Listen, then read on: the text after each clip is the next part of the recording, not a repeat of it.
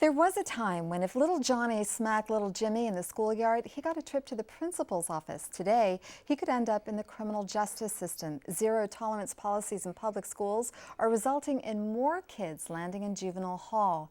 And studies show poor minority students are getting caught in the so-called school-to-prison pipeline. Joining me are retired juvenile court judge James Milliken and lawyer Rick Barton, who heads the Anti-Defamation League's Education Equity Task Force. Rick, who are the students getting arrested under zero tolerance, and what are they being arrested for? Unfortunately, 70% of those who are actually arrested under zero tolerance policies are minorities. And that's one of the issues that ADL is attempting to address, and that is the disparity between the use of law enforcement, the use of criminalization with respect to misbehavior by students of color, LGBT, and disabled children.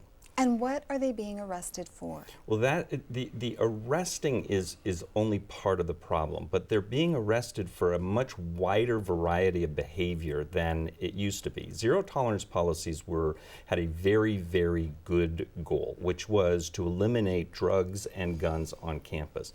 Unfortunately, what we're seeing is a much wider application to behaviors such as willful defiance and other types of behavior, which quite frankly should not be criminalized, should not be the reason for arrests or referral into the juvenile justice system. So, Judge Milliken, don't public schools face a dilemma? On the one hand, they want safe schools, they want an environment that's conducive to learning for the kids who are behaving, but on the other hand, they don't want to create a pathway to prison for students. What can they do? Well, originally, zero tolerance was targeted at bringing weapons, guns, to school in the era 30 plus years ago of the Brenda Spencer shooting, student shooting at one of our local high schools. Weapons were targeted. Squirt guns and other non-lethal or non-harmful weapons have been used as a subject of school suspensions or even trips to juvenile hall. So that is not a good plan. If the seriousness of the offense doesn't warrant a kid being expelled or sent to juvenile hall, in-school suspension, a program that makes the kid work harder to get his lessons and have more individualized attention and maybe miss recess would be much more desirable than refusing to let them stay in school. And aside from in-school suspension, what are some other alternatives, Rick?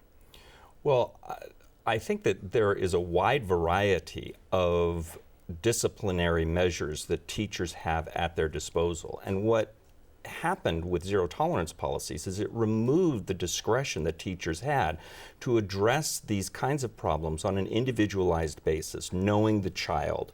It really handcuffed a lot of educators. And so what you want to see is, first of all, you want to see education both to educators and to law enforcement, because we now have triple the amount of law enforcement on campus than we used to 20 years ago. What you want to see is some education for them about better alternatives than simply trying to use law enforcement as the means of enforcing these things, or giving teachers the ability to use disciplinary measures that they used to use very effectively before these zero tolerance policies. So, Judge Milliken, you were a juvenile court judge for years. What's the link between illiteracy and incarceration? Well, I became aware of the problem when we did a wide range reading achievement test in juvenile hall in the late 90s. And 66% of the kids in juvenile hall who were on average 15-year-old high school sophomores were reading significantly below grade level, below fourth grade level. And so they were unable to read and understand the substantive textual material that they were getting in school. They had stopped going to school and started hanging around the street corners because they were embarrassed by their lack of ability to participate in the programming, and they had not been taught to read. And so those are the kids that get in trouble, and those are the kids that ultimately, if we don't teach them to read along the way, will end up going to prison.